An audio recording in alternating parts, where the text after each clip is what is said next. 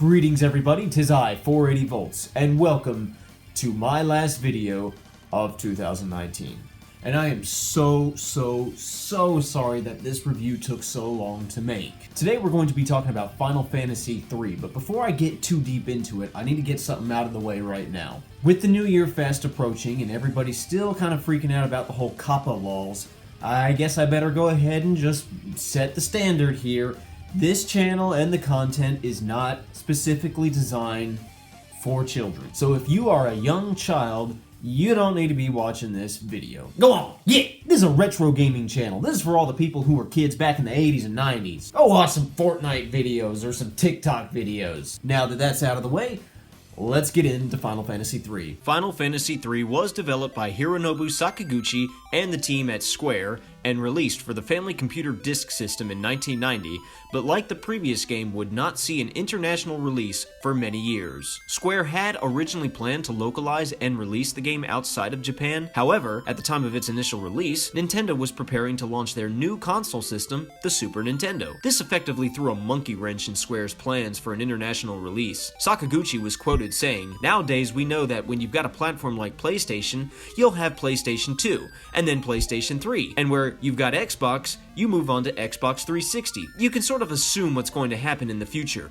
But back then, that was the first time we'd seen a new generation of consoles, and it was really difficult to predict what was going to happen. At that time then, we were working so hard to catch up on the new technology that we didn't have enough manpower to work on an English version of Final Fantasy III. In fact, some of you, how shall I say this? Gamers who were not born as recently as yesterday may have been expecting a different game when you saw the title of this video. Final Fantasy III was officially hidden from players outside of Japan, except for any ROM hacks and bootlegs people managed to acquire, until 2006-7, when a full 3D remake was released for the Nintendo DS. Ports of this version would be released on various platforms like the PSP and iOS in years to come, and in 2009 the original Famicom version was made a downloadable title for the Nintendo Wii. As is the 480 tradition, I have recorded footage from a fan translation ROM hack of the original Famicom version. The story is once again disconnected from the previous titles, however it does have some references to the previous titles,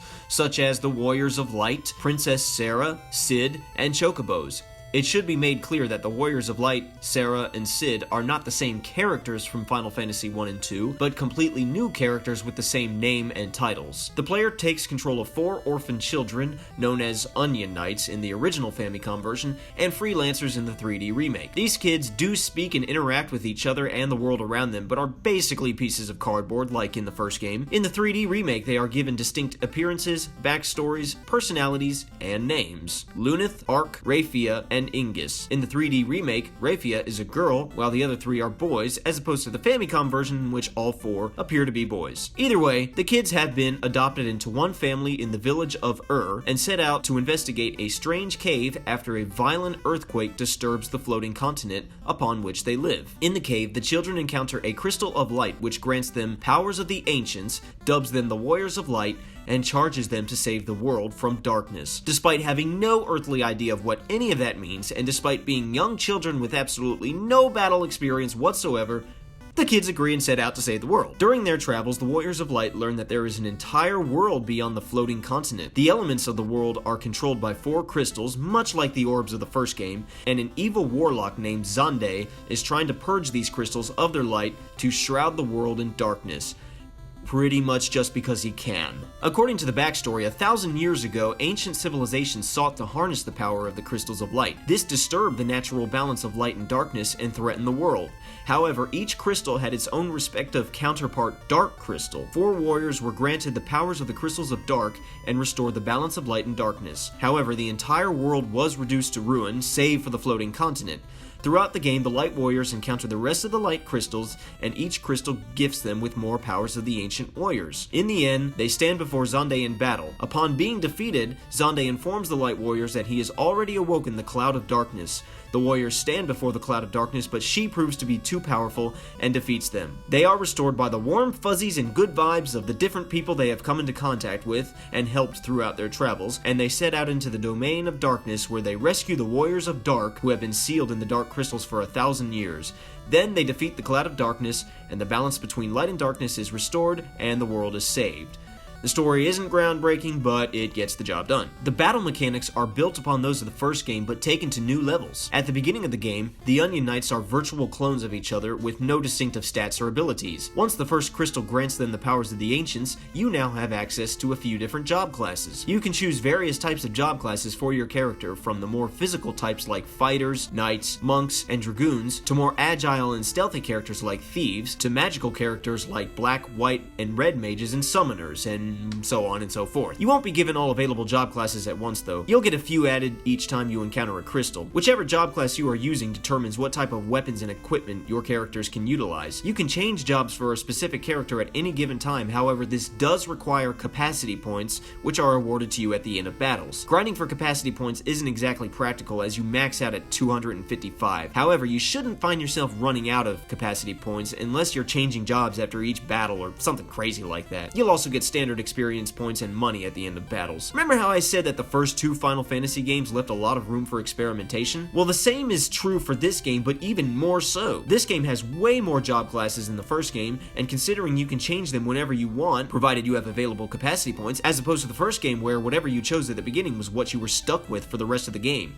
Because of this, there is a much larger number of possibilities. Go crazy with your imagination. The row system introduced in the second game has returned, but it's been tweaked. In the second game, if your characters were in the back row, they could not be damaged by physical attacks, and they could not deal physical damage to enemies. You had to have at least one character in the front row during a battle, and if that character was KO'd, the others were considered front row by the battle algorithms. In this game, a back row character can physically damage or be physically damaged by enemies, just not as much as if they were in the front row. Also, it is now possible to have all four characters in the back row should you choose, and characters can switch rows in battle at the expense of a turn. And I don't know this for 100% certainty, but I don't think the enemies have a row system anymore. When I targeted enemies in the back row, I didn't observe any significant difference in damage compared to attacking an enemy in the front row. Regardless, this is how the row system would function for most FF titles to come. Something new introduced in this game are back attacks. In the previous two games, sometimes you would start a battle with a preemptive strike, meaning you got the first round of moves in against your enemies, and sometimes they surprised you, meaning they got the first round of attacks on you. Both instances return in this game along with the new back attack. Sometimes you will start a battle with the enemy on the right side of the screen and your party on the left. This means that the enemy attacked you from behind. In these cases, your party is always surprised and your rows are reversed, meaning your front row characters are now in the back and your back row characters are now in the front.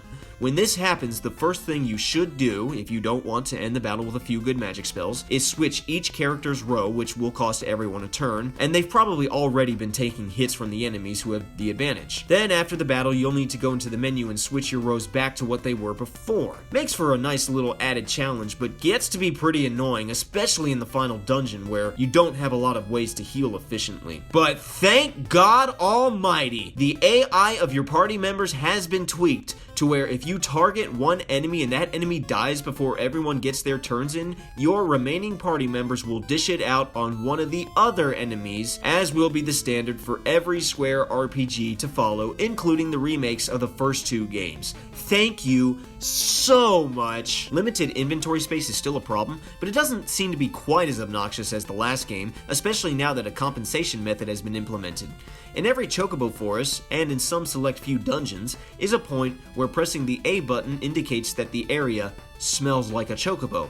In these areas, selecting Gishal greens from the inventory summons the fat chocobo, in whose stomach you can store or take any extraneous items you didn't want to sell just yet. And I think that takes care of everything worth pointing out in the gameplay mechanics. The graphics are basically the same as the previous two games, however the textures seem a bit more polished and smooth this time around. And this shot of the continent at the end of the game is quite impressive, to be honest. The music was once again composed by Nobuo Uematsu. The only things worth noting about the music are the return of the chocobo theme, introduced in the previous game, with a whole new section added to it, making it feel more like a complete song, and the game now has a dedicated boss battle theme, which is pretty good, along with the normal battle theme, and a third theme for battles against the Cloud of Darkness.